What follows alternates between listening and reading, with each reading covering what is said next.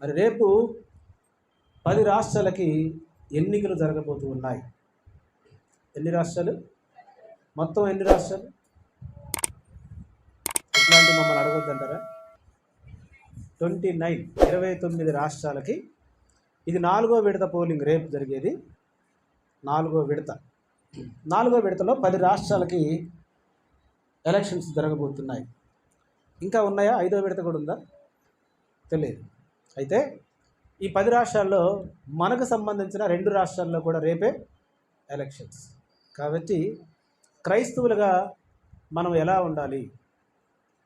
Vote హక్కు కలిగిన వారందరూ కూడా ఎందుకు ఓటు వేయాలి? ఎందుకు నాయకులు ఎన్నుకోవాలి?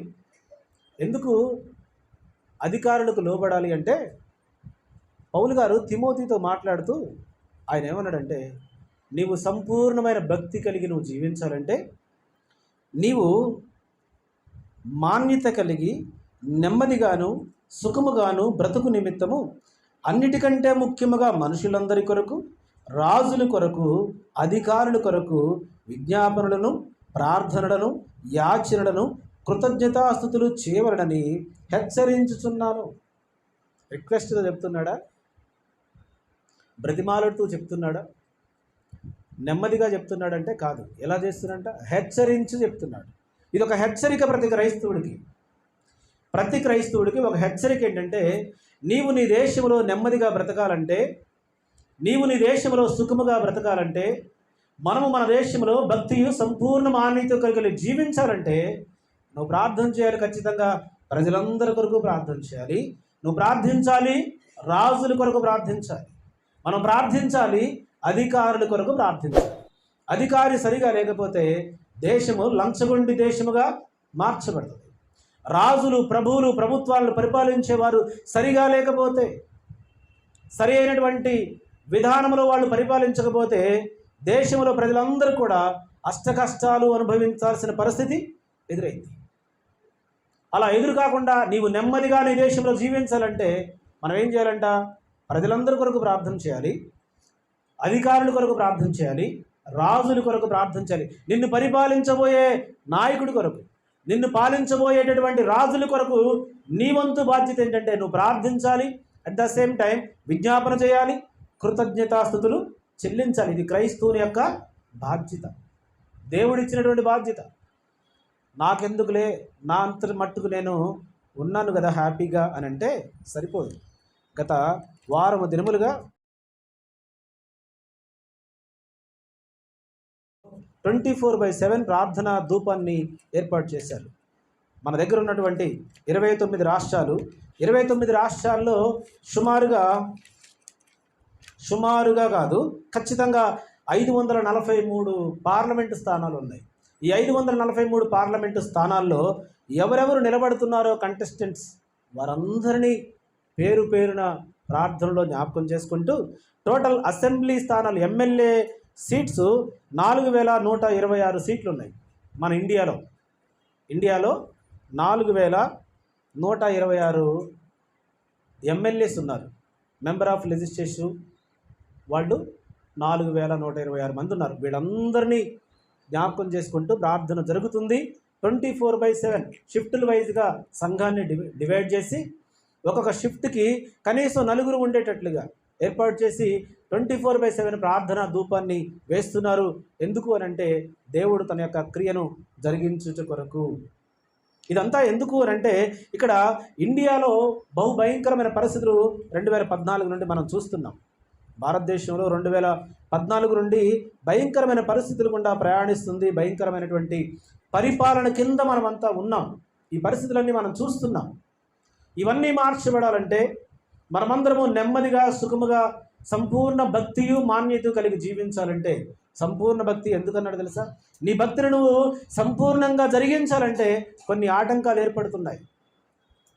కొన్ని ఆటంకాలు ఏర్పడుతున్నాయి. అలాంటి ఆటంకాలు ఏర్పడకుండా ఉండాలి అని అంటే తిమోతితో చెప్పాడు పౌలు గారు, నువ్వు ప్రార్థన చేయాలి, నువ్వు యాచన చేయాలి, నువ్వు దేవునికి కృతజ్ఞతాస్తుతులు చెల్లించాలి. అలా చెల్లించాలి. ఎందుకు అని అంటే ఆయన అంటాడు 4వ వచనంలో, ఆయన మనుషులందరూ రక్షణ పొంది సత్యమును గూర్చిన అనుభవ జ్ఞానము గలవారై ఉండవలనని ఇచ్చయించుచున్నాడు. దేవుడొక్కడే, దేవునికి నరులకు మధ్యవర్తియు ఒక్కడే, ఆయన క్రీస్తు యేసను నరుడు. ఈయన అందరి కొరకును విమోచన క్రయధనముగా తన్ను తానే సమర్పించుకొనెను. దీనిని గురించిన సాక్ష్యము యుక్త కాలముల యందు ఇయ్యబడెను. హల్లెలూయా చెప్పాలి. హల్లెలూయా. ఈయన మనుషులకి దేవునికి మధ్యవర్తి ఒక్కడు. ఈయన ఏం చేశాడు తెలుసా? మనుషులందరూ రక్షణ పొందవలనని ఆయన తన ప్రాణాన్ని క్రయధనముగా పెట్టాడంట. మనుషులందరిలో రాజులు ఉన్నారా? ఉన్నారా లేరా? మనుషులందరిలో రాజులు ఉన్నారా? మనుషులందరిలో ప్రభువులు అంటే ప్రభుత్వ అధికారులు ఉన్నారా? మనుషులందరిలో చక్రవర్తులు ఉన్నారా? మనుషులందరిలో ప్రతి ఒక్కరూ ఉన్నారు. వీరందరి కోసం ఆయన తన ప్రాణాన్ని పెట్టాడు. కాబట్టి మనం ఏం చేయాలంటే తెలుసా? మనము ప్రార్థన, విజ్ఞాపన, కృతజ్ఞతాస్తుతులు చెల్లించాలి. ప్రభువా, మేము మా దేశంలో సమాధానంతో జీవించాలంటే మంచి మనసు కలిగిన నాయకుడు మాకు కావాలి, మంచి ప్రేమ కలిగినటువంటి అధికారులు మమ్మల్ని పరిపాలించాలి ప్రభు అని ప్రతి క్రైస్తవుడు మోకరించి దేవుని దగ్గర మొరపెట్టాలి, దేవుని దగ్గర యాచించాలి, దేవుని దగ్గర విజ్ఞాపన చేయాలి. ఎందుకు చేయాలి అంటే అది నీ బాధ్యత. నిన్ను పరిపాలించేవాడు మంచివాడై ఉండాలి. ఇశ్రాయేలుడు మాటి మాటికి తప్పు చేస్తున్నప్పుడు ఆయన ఏం చేశాడంటే కొన్నిసార్లు అమ్మోనీయులకు అప్పగించాడు, కొన్నిసార్లు ఫిలిప్తీయులకు అప్పగించాడు, కొన్నిసార్లు రకరకాల దేశస్తులకు అప్పగిస్తే అక్కడ వాళ్ళు పెడుతున్న బాధలు భరించలేక ఇశ్రాయేలు ప్రజలు ఏం చేశారు? మళ్ళీ తిరిగి దేవునికి మొరపెట్టారు, మళ్ళీ తిరిగి దేవునికి విజ్ఞాపన చేస్తారు. అప్పుడు దేవుడు మళ్ళీ వాళ్ళ ప్రార్థన ఆలకించి వాళ్ళని విడిపించడం కొరకు మరొక నాయకుడిని ఎన్నుకొని వాళ్ళ ద్వారా విడిపించారు. ఫర్ ఎగ్జాంపుల్, ఫిలిప్తీయుల దగ్గర బానిసలుగా ఉన్నారు ఇశ్రాయేలుడు. ఎవరిని ఎన్నుకున్నాడు దేవుడు? ఎవరిని ఎన్నుకున్నాడు? ఫిలిప్తీయుల దగ్గర బానిసలుగా ఉన్న ఇశ్రాయేలును విడిపించడానికి ఎవరిని ఎన్నుకున్నాడు? మొదటిగా ఎవరిని ఎన్నుకున్నాడు? ఐగుప్తులో బానిసలుగా ఉన్నప్పుడేమో మోషేని ఎన్నుకున్నాడు. ఫిలిప్తీయుల దగ్గర బానిసలుగా ఉన్నప్పుడేమో కానీ అనేక మంది నాయకులు, దెబోరాని ఎన్నుకున్నాడు. రకరకాల మంది న్యాయాధిపతులను ఎన్నుకొని ఫిలిప్తీయులను విడిపించాడు. తర్వాత దావీదుని ఎన్నుకున్నాడు. దావీదు ద్వారా గొల్లియాతును ఓడించి ఫిలిప్తీయులను విడిపించినటువంటి చరిత్ర మనకు తెలుసు. ఇలా ఇప్పుడు భారతదేశము ఒక భయంకరమైనటువంటి వ్యక్తుల చేతుల్లోనికి వెళ్ళిపోయింది. వీళ్ళందరూ ఏం చేస్తున్నారంటే భారతదేశంలో సమన్యాయం పాటించకుండా ఒక రకమైనటువంటి మతతత్వంతో, మతోన్మాదంతో దేశాన్ని పరిపాలిస్తున్నారు. ఇలాంటి పరిస్థితుల్లో ఉన్న ప్రతి క్రైస్తవుడు, ఇలాంటి పరిస్థితులు చూస్తున్నటువంటి ప్రతి వ్యక్తి ఏం చేయాలి? మణిపూర్లో ఏం జరిగిందో మనందరికీ బాగా తెలుసు. మణిపూర్ సంఘటనలు తెలియని వాళ్ళు ఎవరైనా ఉన్నారు? ఇక్కడ ఉన్నారా? భయంకరమైనటువంటి పరిస్థితులు అక్కడ నెలకొనబడ్డాయి. దాదాపుగా 600 చర్చిస్ అక్కడ తగలబెట్టేశారు. మణిపూర్ రాష్ట్రం కోసం ప్రార్థన చేశారు. మణిపూర్లో ఎన్నున్నాయి? రెండు పార్లమెంటు స్థానాలు మాత్రమే ఉన్నాయి. 2 ఎంపీ స్థానాలు మాత్రమే మణిపూర్లో ఉన్నాయి. ఆ 2 ఎంపీ స్థానాల కొరకు ప్రార్థన చేశారు. అక్కడ బీజేపీ ప్రభుత్వం ఏలుబడిలో 600 చర్చిలు తగలబెట్టబడ్డాయి. కొన్ని వందల మందిని కాల్ చేశారు. అనేక మంది ఆడబిడ్డల్ని పాడు చేశారు. అనేక మందిని కాల్చివేశారు, గాయపరిచారు. వాళ్ళ ఆస్తులు లాగేసుకునే ప్రయత్నం చేశారు. ఇలాంటి భయంకరమైన పరిస్థితులు ఉన్నప్పుడు క్రైస్తవుని యొక్క చేతిలో ఏకైక ఆయుధాన్ని దేవుడు పెట్టాడు. దాని ద్వారా నువ్వు దేన్నైనా జయించవచ్చు, దేన్నైనా సాధించవచ్చు. ఆ ఆయుధాన్ని దేవుడు మనకిచ్చాడు. ఒక పదునైన ఆయుధం, బలమైనటువంటి ఆయుధం, కంటికి కనబడినటువంటి శక్తి కలిగినటువంటి ఆయుధం. ఈ ఆయుధమే ప్రార్థన. ఈ ప్రార్థన ద్వారా రాజ్యాలను జయించవచ్చు, రాజులను జయించవచ్చు, చక్రవర్తులను మార్చవచ్చు, క్రిమినల్స్ని, క్రుయాలిటీ మెంటాలిటీ కలిగిన వారిని, కదా, క్రూర మృగాలని సాధు జంతువుగా మార్చగలిగిన ఆయుధం ఏంటి? ప్రార్థనే. క్రూర మృగము లాంటి స్వభావం కలిగిన వారిని ఒక సాధు జంతువుగా, గొర్రె పిల్లగా మార్చవచ్చు ప్రార్థన ద్వారా. అలాంటి ఆయుధాన్ని దేవుడు మనకిస్తే మనం ఏం చేస్తాం? ఈ ఆయుధాన్ని పక్కలో పెట్టుకొని పడుకుంటాం. ఉపయోగించం దీన్ని ఉపయోగించినప్పుడే కదా, దీనికి సానబెట్టినప్పుడే కదా పరిస్థితులు మార్చబడతాయి. పరిశుద్ధ లేఖనాలలో ఒక మాటను చదువుకుందాం. మత్తయి సువార్త 18వ అధ్యాయం. మత్తయి సువార్త 18వ అధ్యాయము 18వ వాక్యములో సాక్షాత్తు లోకరక్షకుడైన యేసుక్రీస్తు మాట్లాడుతున్న మాటను మనం చదువుకుందాం. అమ్మా, భూమి మీద మీరు దేనిని బంధింతురో అవి పరలోకమందును బంధింపబడును, భూమి మీద మీరు వేటిని విప్పుదురో అవి పరలోకమందును విప్పబడునని మీతో నిశ్చయముగా చెప్పుచున్నాను. మరియు మీలో ఇద్దరు తాము వేడుకొను దేని గూర్చినైనను భూమి మీద ఏకీభవించిన ఎడల అది పరలోకమందును నా తండ్రి వలన వారికి దొరుకునని మీతో చెప్పుచున్నాను. ఏలయనగా ఇద్దరు ముగ్గురు నా నామమున ఎక్కడ కూడి ఉందరో అక్కడ నేను వారి మధ్యన ఉందునని చెప్పాను. హల్లెలూయా చెప్పాను. హల్లెలూయా. భూమి మీద నువ్వు దేని కొరకు ఏకీభవిస్తావో ఇద్దరు ముగ్గురు ఏది మాట్లాడతారో వాళ్ళ మధ్యలో ఎవరుంటారంట? దేవుడు ఉంటాడు.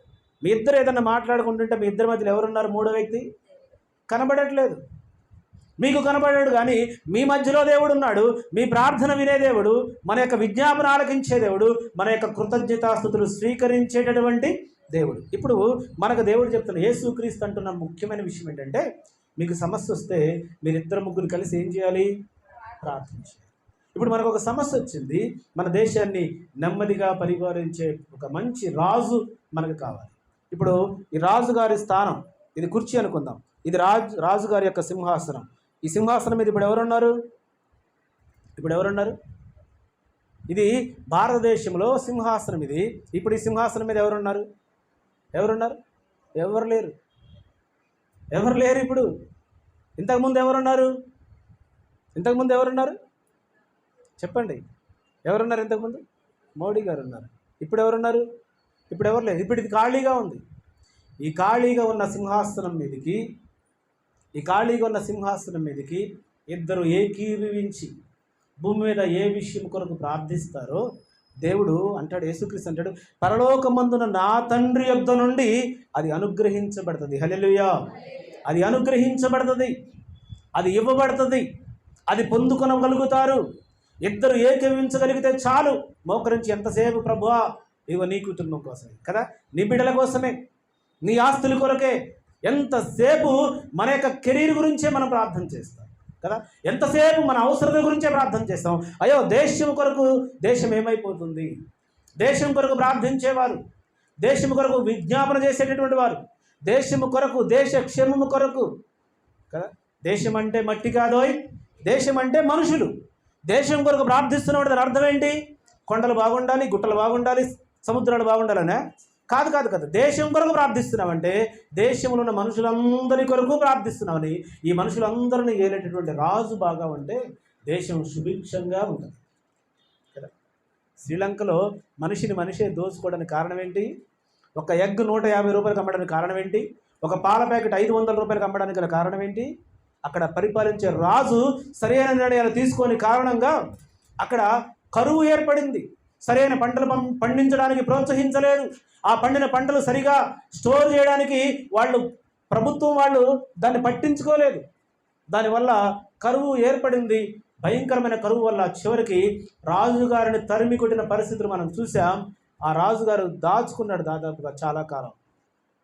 ఇలాంటి పరిస్థితులు ఎందుకు వస్తాయంటే, ఈ సింహాసనం మీద ఉండేటువంటి రాజు, దేశాన్ని పరిపాలించబోయే రాజు ఎలా ఉండాలి?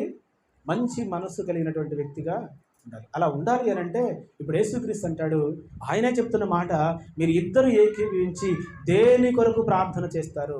ఇక్కడ దేనిని బంధిస్తారో అది అక్కడ బంధించబడుతుంది. చెప్పండి, ఇక్కడ భూమి మీద దేనిని బంధించబడుతుందో మీరిద్దరు కలిసి దేన్ని బంధిస్తారో, ఇద్దరు కలిసి ఏకీభవించి అంటే ఇద్దరు ఒకరి చెయ్యి ఒకరు పట్టుకొని దేన్ని కొరకైతే, ఇప్పుడు చూసారా మీరు కోర్టులో ఏదైనా ఒక విషయం గురించి సాక్ష్యం చెప్పాలంటే ఒక్క సాక్ష్యం చెల్లిద్దా?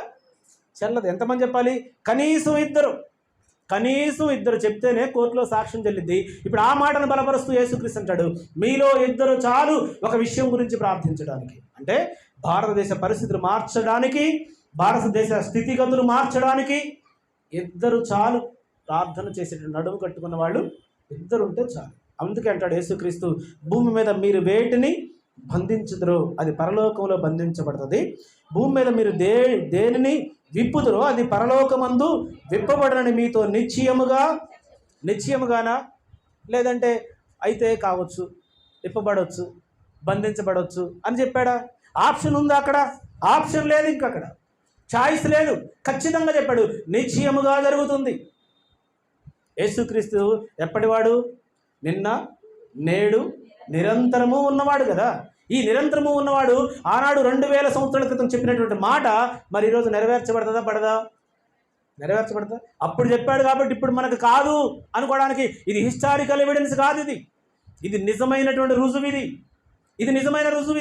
యేసు క్రీస్తే చెప్తున్నటువంటి మాట కాబట్టి ఆ రోజు చెప్పిన మాట ఈ రోజు కూడా అక్షర సత్యంగా నెరవేర్చబడుతుంది. కావాలంటే మనం చేయాల్సింది ఏంటంటే ప్రార్థన. అక్కడ అంటాడు చివరి మాటలో 19వ వాక్యంలో 20వ వాక్యంలో, ఏలయనగా 2-3 నా నామమున ఎక్కడ కూడి ఉందురు, ఎక్కడ కూడి ఉందురు కదా.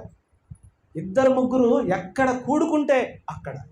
2-3 కలిసి మనం ఏం మాట్లాడుకుంటాం? 2-3 కలిసామనుకోండి, మార్కెట్లో కలిసామనుకోండి, ఏం మాట్లాడుకుంటాం? పోనీ ఇంట్లో కలిసామనుకోండి, ఏం మాట్లాడుకుంటాం? పోనీ కాలేజీలో కలిసామనుకోండి, ఏం మాట్లాడుకుంటాం? ఎక్కడ కలిసినా మన సొంత విషయాలే మాట్లాడతాం, ఎక్కడ కలిసినా మన అవసరతలే మాట్లాడతాం. కానీ దేవుని సంబంధమైన విషయాలు, ఆత్మ సంబంధమైన విషయాలు మాట్లాడేవాళ్ళు చాలా తక్కువ, చాలా అరుదు. ఒకవేళ అలా మాట్లాడుకోగలిగితే ఇప్పుడు యేసుక్రీస్తు అంటాడు, నేను వారి మధ్యలో ఉంటాను. హల్లెలూయా. ఆయన మాట్లాడే దేవుడు, ప్రార్థనకి జవాబు ఇచ్చేటటువంటి దేవుడు. 33వ కీర్తన 9వ వాక్యంలో ఒక మాట రాయబడింది, చూద్దాం ఒకసారి. పరిశుద్ధ గ్రంథములో 33వ కీర్తన 9వ వాక్యాన్ని చూద్దాం. ఆయన మాట సెలవీయగా దాని ప్రకారం ఆయన ఆజ్ఞాపింపగానే కార్యము స్థిరపరచబడెను. హల్లెలూయా. చెప్పారా? హల్లెలూయా. నాతో కలిసి చెప్పండి. ఆయన మాట సెలవీయగా దాని ప్రకారం ఆయన ఆజ్ఞాపింపగానే కార్యము స్థిరపరచబడెను. అన్యజనముల ఆలోచనను యెహోవా వ్యర్థపరచును, జనముల యోచనలను ఆయన నిష్ఫలములుగా చేయును. హల్లెలూయా. అన్యజనుల ఆలోచన ఆయన ఏం చేస్తారంట? వ్యర్థపరుస్తాడు. చెప్పండి. అన్యజనుల ఆలోచన, చెప్పండి. అన్యజనుల ఆలోచన వ్యర్థపరచును. ఆయన ఆజ్ఞాపింపగా ఆ ప్రకారం ఆయను భూమి కలుగునుగాక అనగానే ఏమైంది? సూర్యచంద్ర నక్షత్రములు కలుగునుగాక అనగానే ఏం జరిగింది? ఆయన ఆజ్ఞాపిస్తే ఆ ప్రకారం. ఆయన ఆజ్ఞాపించాలంటే నువ్వేం చేయాలి? అది 2 ఏకీభవించి ప్రార్థన చేయాలి, 3 ఏకీభవించి ప్రార్థన. అందుకే ఆయన ఆజ్ఞాపింపగా ఆ ప్రకారం ఆయన మాట సెలవీయగా దాని ప్రకారం అన్యజనుల ఆలోచన యెహోవా వ్యర్థపరచును. అన్యజనుల ఆలోచనలు ఏంటి? క్రైస్తవులు ఉండకూడదు, ముస్లిమ్స్ ఉండకూడదు. వీళ్ళందరిని ఏం చేయాలి? భయంకరమైన భారీ కుట్రలకు తెరలేపుతున్నారు. ఈసారి బీజేపీ ప్రభుత్వం ఏర్పడితే బీజేపీ వాళ్లే చెప్తున్నారు డైరెక్ట్గా, పూగురుతోళ్లే డైరెక్ట్గా నిస్సిగ్గుగా మీడియా ముందుకు వచ్చి ఒక లౌకిక దేశంలో ఉన్నామన్న సంగతి మర్చిపోయి వాళ్ళు చెప్తున్నటువంటి మాటలు ఏంటంటే, నెక్స్ట్ టైం మా గవర్నమెంట్ ఏర్పడితే మేము చేయబోయే ప్రయత్నం ఏంటి తెలుసా? ముందుగా లౌకిక దేశాన్ని మేము మార్చేస్తాం, దీన్ని హిందూ దేశంగా ప్రకటిస్తాం. అలాంటి ఆలోచనను వ్యర్థపరచాలంటే ఇప్పుడు ఇక్కడ కీర్తనకారుడు అంటున్నాడు, అన్యజనుల ఆలోచన ఆయన వ్యర్థపరిచేవాడు. హల్లెలూయా. షూషన్ కోటలో అన్యజనులందరూ కలిసి ఒక తీర్మానం చేశారు. షూషన్ కోటలో అన్యజనులందరూ కలిసి ఒక తీర్మానం చేశారు. ఏమని తీర్మానం అది? ఆ తీర్మానం ఏంటి అమ్మా? యూదులందరినీ ఒక్క దినమందే, యూదులందరినీ రోజుకొకళ్ళు కాదు, యూదులందరినీ ఒక్క దినమందే చంపాలి అని హామాను అనబడిన వ్యక్తి రాజుగారి దగ్గరికి వెళ్ళాడు. రాజుగారి దగ్గరికి వెళ్ళి చెప్తున్నాడు, ఆలోచన చెప్తున్నాడు. రాజుగారు కూడా అన్యుడైన రాజుగారి దగ్గరికి వెళ్ళి ఆలోచన చెప్తున్నాడు హామాను. అయ్యా, ఇగో మన దేశంలో ఒక జాతి వారు చెదిరి ఉన్నారు, వారి యొక్క విధులు సకల జనుల విధులకు వేరుగా ఉన్నాయి, వాళ్ళని ఉండనించడం క్షేమము కాదు. ఇప్పుడు మనం ఏం చేద్దామంటే ఇదిగో వాళ్ళందరినీ ఒక్క రోజులో చంపేసేటట్టు, ఒక్క రోజులో హతము చేసేటట్లు ఒక ఆజ్ఞను జారీ చెయ్యి అని చెప్పేసి హామాను రాజుగారితో. ఒకసారి మనం ఎస్తేరు గ్రంథము 3వ అధ్యాయము 12వ వాక్యమా చూడండి ఒకసారి. ఎస్తేరు గ్రంథం 3వ అధ్యాయంలో ఉంటుంది ఈ యొక్క సంగతులన్నీ కూడా. ఎస్తేరు గ్రంథం నెహెమ్యా గ్రంథం పక్కన 3వ అధ్యాయంలో రండి ఒకసారి. 3వ అధ్యాయంలో ఇప్పుడు చూడండి 9వ వాక్యం చదవండి. రాజునకు సమ్మతి అయితే వారు హతము చేయబడినట్లు నేను ఆ పని చేయి వారికి 20,000 మణుగుల వెండిని రాజు యొక్క ఖజానాలో ఉంచుటకు తూచి అప్పగించినట్లు చట్టము పుట్టించుమనగా రాజు తన చేతి ఉంగరము తీసి దానిని హమ్మెదాత కుమారుడైన అగాగీయుడగు హామానుకిచ్చి, ఆ వెండి నీకు ఇయ్యబడి ఉన్నది, నీ దృష్టికి ఏది అనుకూలమో అది ఆ జనులకు చేయనట్లుగా వారును నీకు అప్పగింపబడి ఉన్నారని రాజు సెలవీయగా, ఈ హామాను యూదులకు శత్రువు. ఈ హామాను ఆ రోజు ఆ హామాను, ఈరోజు ఈ హామాను యూదులకు శత్రువు అయితే ఈయన క్రైస్తవులకి శత్రువు. క్రైస్తవులకు శత్రువైనటువంటి వారు అన్యజనుల ఆలోచన వ్యర్థపరిచే దేవుని యొక్క సన్నిధిలో మనం ఉంటుండగా ఇక్కడ జరుగుతుంది చూడండి కుట్ర. ఇక్కడ జరుగుతుంది. మొదటి నెల 13వ దినమందు రాజు యొక్క లేఖికుడగును పిలువబడు హామాను ఆజ్ఞాపించిన ప్రకారం అంతయు ఆయా సంస్థానముల మీద ఉంచబడిన రాజు యొక్క అధిపతులకు అధికారులకు, ఆయా సంస్థానములలోని జనముల మీద ఉంచబడిన అధిపతులకు అధికారులకు వారి వారి లిపిని బట్టి ఆయా జనముల భాషను బట్టి రాజున అహశ్వేరోషు పేరట ఆ లేఖికుల చేత తాకీదులు వ్రాయింపబడి రాజు ఉంగరము చేత ముద్రించబడిన ఆదారు అను 12వ నెల 13వ దినమున యవ్వనులనేమి, వృద్ధులనేమి, శిష్యులనేమి, స్త్రీలనేమి, యూదులందరినీ ఒక్క దినమందే బొత్తిగా నిర్మూలము చేసి వారి సొమ్ము కొల్లపుచ్చుకొమ్మని తాకీదు అంచెవారి చేత రాజ సంస్థానములన్నింటికీ పంపబడెను. హల్లెలూయా.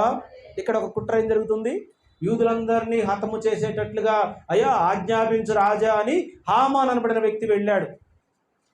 వెళ్ళి రాజుగారితో చెప్పాడు. రాజుగారు సరేరా, ఓకే రాసేయి, తాకీదులు రాసేయి, ఆ దేశ సంస్థానాలకి అక్కడ ఉన్నటువంటి రాజులకి అధికారులకి లెటర్ రాసే అంటే వీడేం చేస్తాడు తెలుసా? ఇంకొక దాన్ని యాడ్ చేశాడు దాంట్లో.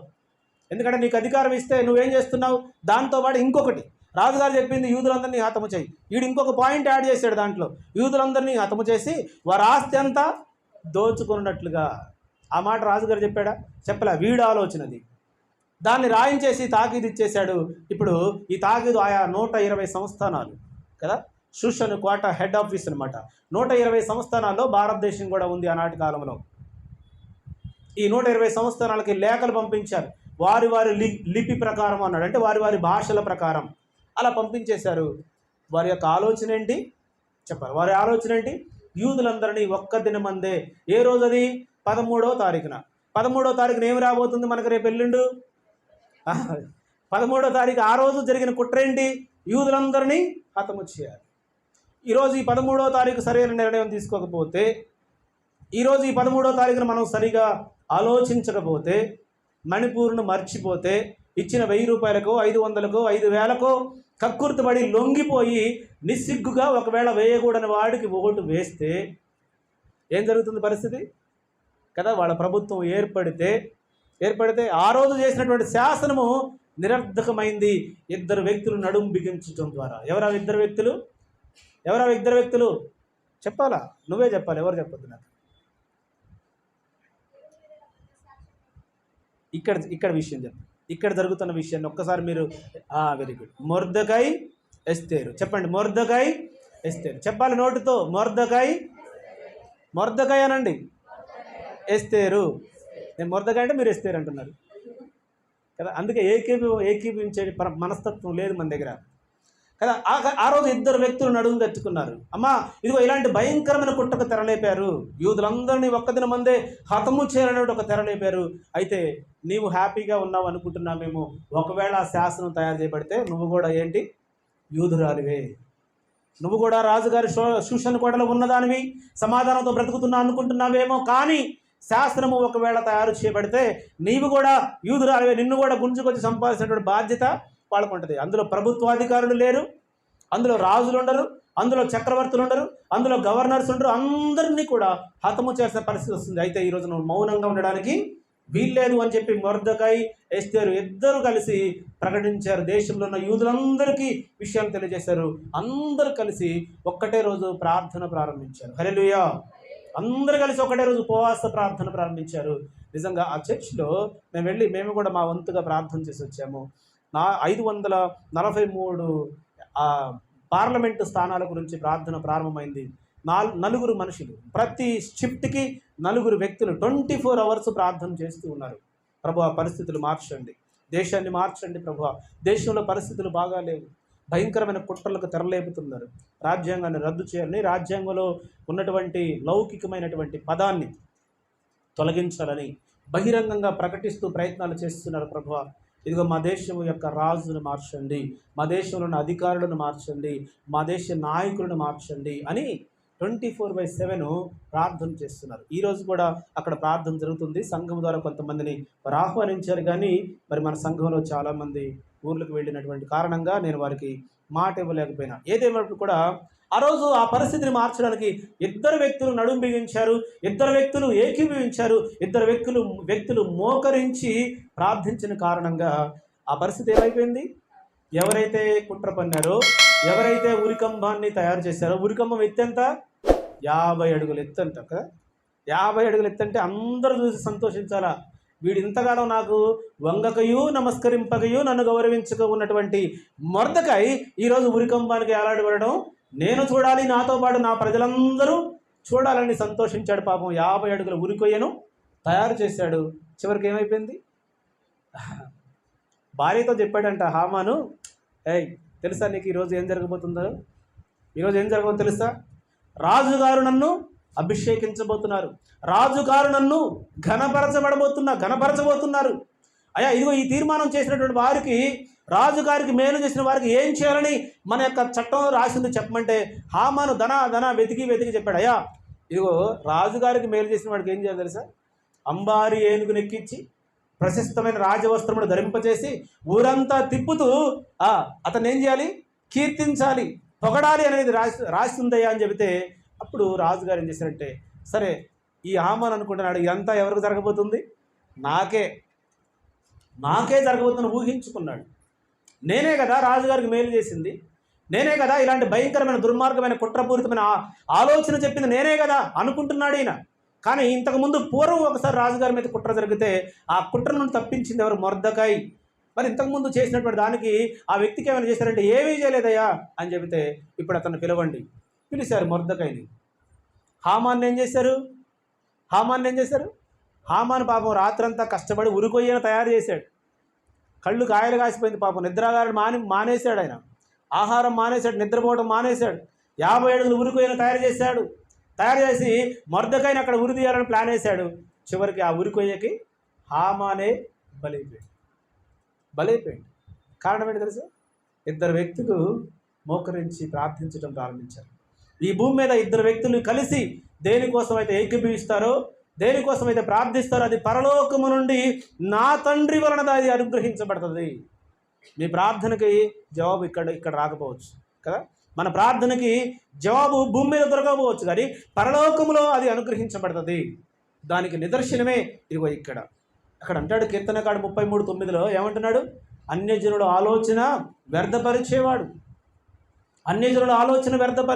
రండి కీర్తన గ్రంథంలోకి.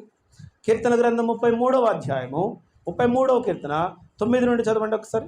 అన్యజనుల ఆయన ఆజ్ఞ సెలవీయగా ఆ ప్రకారం ఆయన ఆజ్ఞయ్యగా కార్యము స్థిరపరచబడెను. అన్యజనుల ఆలోచన ఆయన వ్యర్థపరచును. జనముల యోచనలను ఆయన నిష్ఫలములుగా చేయును. యెహోవా ఆలోచన సదాకాలము నిలుచును. ఆయన సంకల్పములు తరతరములు ఉండును. యెహోవా తమకు దేవుడుగా గల జనులు ధన్యులు. ఆయన తనకు స్వాస్థ్యముగా ఏర్పరచుకున్న జనులు ధన్యులు. హల్లెలూయా. ఆయనకు స్వాస్థ్యముగా ఏర్పరచుకున్న జనులు ధన్యతను అనుభవించారు. ఎవరైనా? మొర్దెకై ధన్యుడయ్యాడు, హామాను చనిపోయాడు. అందుకే చెప్తాను మీకు, దేవుడు అప్పుడున్నవాడే ఇప్పుడు ఉన్నవాడు. ఆయన మార్పు లేనటువంటి దేవుడు. ఆ దేవుడు ఎలాంటి దేవుడు అంట? ఆయన కాలములలో సమయములలో ఉన్న దేవుడు. ఆయన కాలాతీతుడైనటువంటి దేవుడు. భారతదేశంలో లాగా ఒక కాలానికి ఒక దేవుడు గాడు మనకి కదా. త్రేతాయుగంలో రాముడని, ద్వాపర యుగంలో కృష్ణుడని, కలియుగంలో వెంకటేశ్వరుడని కాలానికి అనుగుణంగా దేవుడు కాడు మన దేవుడు కాలాతీతుడైనటువంటి దేవుడు. చూడండి, ఒక మాటను పరిశుద్ధ గ్రంథంలో మీకు జ్ఞాపకం చేస్తా. దానియేలు గ్రంథం 2వ అధ్యాయము 2వ అధ్యాయము 21వ వచనం రండి ఒకసారి. దానియేలు గ్రంథం 2వ అధ్యాయము 21వ వచనం. ఆయన కాలములను సమయములను మార్చువాడై ఉండి రాజులను త్రోసివేయుచు నియమించుచు ఉన్నవాడును, వివేకులను వివేకమును, జ్ఞానులకు జ్ఞానమును అనుగ్రహించువాడునై ఉన్నాడు. హల్లెలూయా. ఆయన చెప్పండి, ఆయన కాలములను సమయములను మార్చువాడై ఉండి రాజులను త్రోసివేయుచు నియమించుచు ఉన్నవాడును ఆయన. ఆయన రాజులను నియమించేవాడు ఆయనే, రాజులను గద్దెను దింపేవాడు ఆయనే, రాజులను మార్చువాడు ఆయనే, ప్రభువులను మార్చువాడు ఆయనే, ప్రభుత్వాలను మార్చేవాడు కూడా ఆయనే కదా. భయంకరమైనటువంటి పరిస్థితులు కదా. ఈవీఎం మిషన్స్ అన్నీ కూడా ట్యాంపరింగ్ చేయబడ్డాయి అంట కదా. సుప్రీంకోర్టు ఏం చెప్పింది ఎలక్షన్స్ ముందు, ఎలక్షన్ నోటిఫికేషన్ కంటే ముందు సుప్రీంకోర్టు ఏం చెప్పింది? మనం ఎప్పుడు న్యూస్ చూడంగా పొరపాటును కూడా కదమ్మా, మనకెంతసేపు జబర్దస్తులు సీరియల్స్ మన లోకం కదా. సుప్రీంకోర్టు ఏం చెప్పిందంటే, భారతదేశంలో ఉన్నటువంటి ఈవీఎం మిషన్స్ మొత్తం మా దగ్గర పెట్టండి, మేము చెక్ చేసిన తర్వాత, మేము ఓకే చేసిన తర్వాత అప్పుడు మీరు ఎలక్షన్స్కి వెళ్ళండి అని చెబితే గవర్నమెంట్ పట్టించుకోలే, మోడీ గారు పట్టించుకోలే. మోడీ గారు ఒక నియంతలాగా పరిపాలిస్తుండగా పట్టించుకోకుండా అవే ఈవీఎం మిషన్స్తో వెళ్ళారు. ఇదేం పెద్ద అద్భుతం కాదండి, ఇది మనిషి తయారు చేసినటువంటి ఒక యంత్రం. కాబట్టి దీన్ని మేము తయారు చేసాం కాబట్టి మేము దీన్ని ట్యాంపరింగ్ కూడా చేయొచ్చు. అది ఆయన లైవ్లో చేసి చూపెట్టాడు. ఆ మిషన్స్ అన్నీ ఆపేయమని చెబితే అవి ఆ మిషన్స్ ఆపలే. దాదాపు 1,00,000 పైచీలకు మిషన్స్, ఈవీఎం మిషన్స్ అన్యాయంగా అక్రమంగా వారు 3వసారి కూడా ప్రభుత్వంలోకి రావాలని, వీరిని హిందూ దేశంగా ప్రకటించాలని ఒక గట్టి నిశ్చయంతో తీర్మానంతో వాళ్ళు ఎలక్షన్స్కి వెళుతున్నారు, బహిరంగంగా ప్రకటిస్తున్నారు కదా.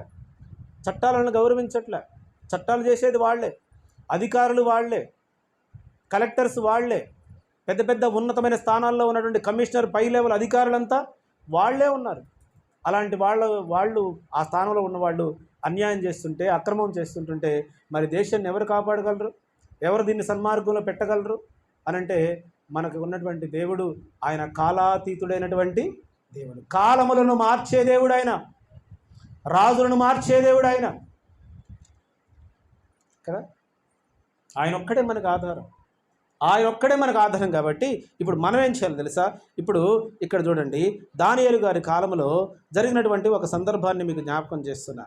21వ వచనం అంతా మనం చదివితే, ఆయన కాలములను సమయములను మార్చువాడై ఉండి రాజులను త్రోసివేయిచు నియమించుచున్న వాడును, ఆ వివేకులకు వివేకమును, జ్ఞానులకు జ్ఞానమును అనుగ్రహించువాడై ఉన్నాడు. ఆయన మరుగు మాటలకు మర్మమును బయలుపరచును, అంధకారములోని సంగతులు ఆయనకు తెలియను. వెలుగు యొక్క నివాస స్థలము ఆయన యొద్ద ఉన్నవి. మా పితరుల దేవా, నీవు వివేకమును బలమును అనుగ్రహించి ఉన్నావు. మేమడిగిన ఈ సంగతి ఇప్పుడు మాకు తెలియజేసి ఉన్నావు గనుక నేను నిన్ను స్తుతించు ఘనపరచుచున్నాను. ఏలయనగా రాజు యొక్క సంగతి నీవే మాకు తెలియజేసితివని దానియేలు మరలా చెప్పెను. ఇట్లుండగా దానియేలు బబులోను జ్ఞానులను నశింపచేయుటకు రాజు నియమించిన ఆర్యోకునొద్దకు వెళ్ళి, బబులోనులోని జ్ఞానులను నశింపచేయవద్దు, నన్ను రాజు సముఖము తోడుకొని పొమ్ము, నేను ఆ కలభావమును రాజునకు తెలియజేసింది. ఎంత అవివేకి, ఎంత అహంకారి కదా నెబుకద్నెజరు రాజు, ఎంత అహంకారం. ఆయన అంటాడు, నీకు ఎందుకురా జ్ఞానం? నువ్వు జ్ఞానవంతుడు అని రాజసంస్థానంలో జ్ఞానిగా నువ్వు వెలుగుతున్నావు కదా, అయితే నీ జ్ఞానం నేను పరీక్షిస్తారా? రాత్రి ఒక నాకు కల వచ్చింది, ఆ కళ చెప్పు. జ్ఞానవంతుడితో అంటున్నాడు రాజుగారు. కలభావం చెప్పడం వేరు. ఇప్పుడు ఏమంటున్నారు ఏంటి? నాకు వచ్చిన కళ నువ్వు చెప్పు అంటుండే. ఎవరైనా చెప్పగలడా? ఎంత పెద్ద జ్ఞానైనా చెప్పగలడా? ఇప్పుడు ఆ దేశంలో ఉన్నటువంటి జ్ఞానులందరినీ పిలిపించి ఈ రాజుగారు అటువంటి నెబుకద్నెజరు రాజుగారు చాటింపు వేశాడు. ఏమని? రాజులందరినీ సమకూర్చండి, రాత్రి నేను ఒక కల కన్నాను, ఆ కళ మీలో ఎవడైనా చెప్పాలి. లేకపోతే ఏమైందంట? మెడకాయ మీద తలకాయ ఉండదు. కళ చెప్పాలి, కళ భావం కూడా చెప్పాలి. ఈ శాసనం తయారు చేయబడింది. దానియేలు గారికి ఈ వార్త వినబడింది. దానియేలు గారికి వార్త వినబడితే, ఇప్పుడు ఆ జ్ఞానులను ఏమీ చేయకండి, ఆ కళను నేను చెప్తా, దాని భావం కూడా నేను చెప్తా, నన్ను రాజుగారి దగ్గర తీసుకుని వెళ్ళండి అని అనగానే దానియేలు గారిని రాజుగారి దగ్గరికి తీసుకుని వెళ్ళారు. రాజుగారి దగ్గర తీసుకెళ్తే రాజుగారితో ఈయన చెప్తున్నాడు, కల భావాన్ని చెప్పాడు. చెప్పిన తర్వాత ఇప్పుడు రండి, ఇప్పుడు 5వ అధ్యాయంలోకి రండి. 5వ అధ్యాయంలో 21, 22 వాక్యాలు చదువుదాం. 21, 22 వాక్యాలు. అప్పుడు అతడు మానవుల యొద్ద నుండి తరుమబడి పశువుల వంటి మనస్సు గలవాడై వాడాయను. మహోన్నతుడగు దేవుడు మానవుల రాజ్యమును ఏలుచు అది ఎవరిని స్థాపింపగోరునో వారిని స్థాపించునని అతడు తెలుసుకొని వరకు అతడు అడవి గాడిద నివసించుచు పశువుల వలె గడ్డి మేయుచు ఆకాశపు మంచు చేత తడిసిన శరీరము గలవాడాయను.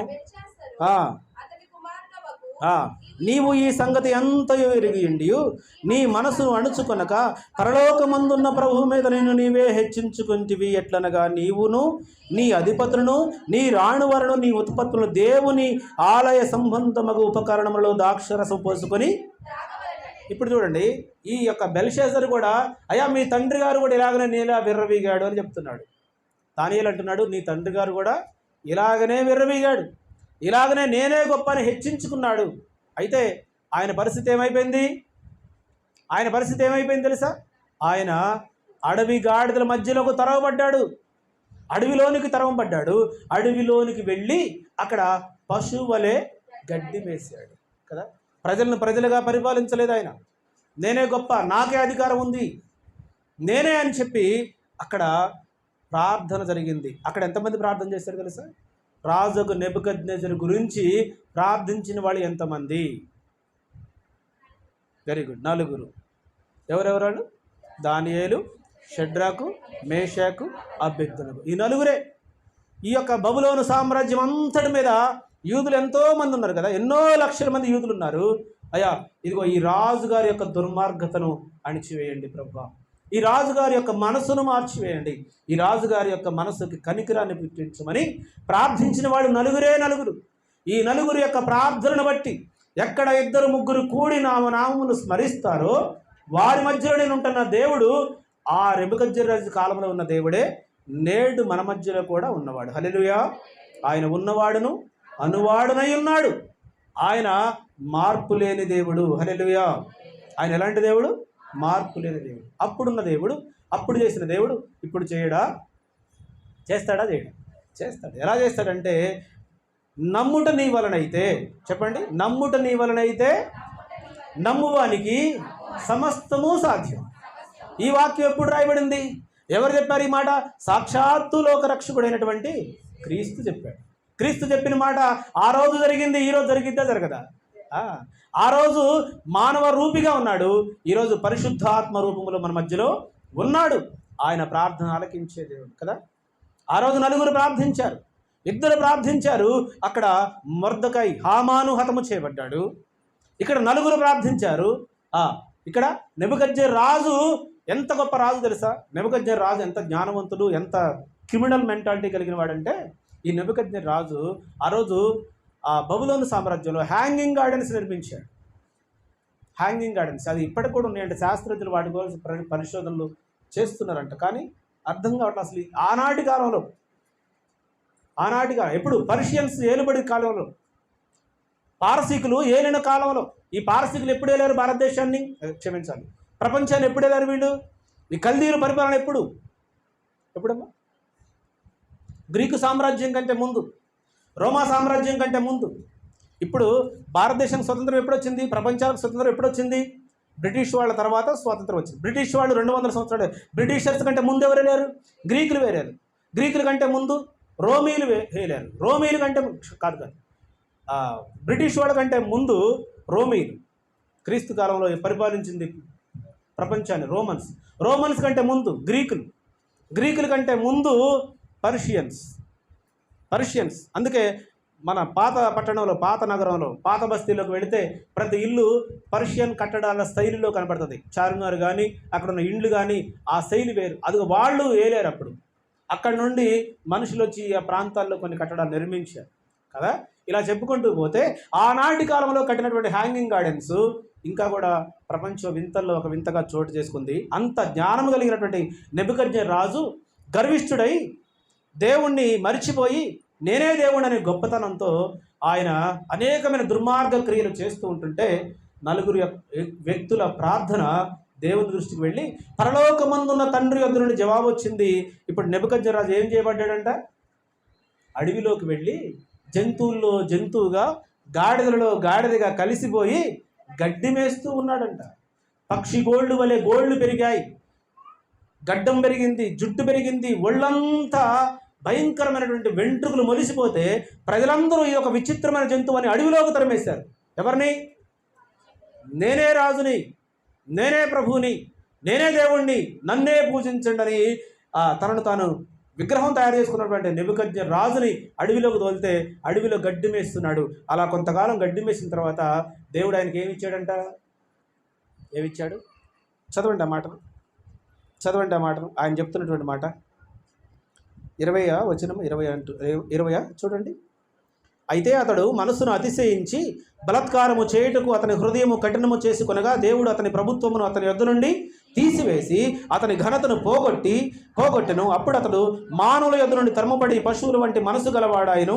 మహోన్నతులకు దేవుడు మానవుల రాజ్యములలో ఏరుచు ఎవరిని స్థాపింపగోరునో వారిని స్థాపింపవలనని అతడు తెలుసుకుని వరకు అతడు అడవి గాడిదల మధ్య నివసించుచు పశువుల వలె గడ్డి మేయిచు ఆకాశపు మంచు చేత తడపబడి శరీరము గలవాడాయను. బెల్షజరు, నీకును అతని కుమారుడు వగు నీకును ఈ గతి సంభవిస్తుంది. ఈ మాటను ఇంతకుముందు వాక్యంలో మనం చదివితే దీనికంటే 4వ అధ్యాయంలో 34, 33 ఆ కాలము 33 ఉంటుంది ఆ మాట. ఆ గడియలోనే అలాగున నెబుకద్నెజరుకు సంభవించెను.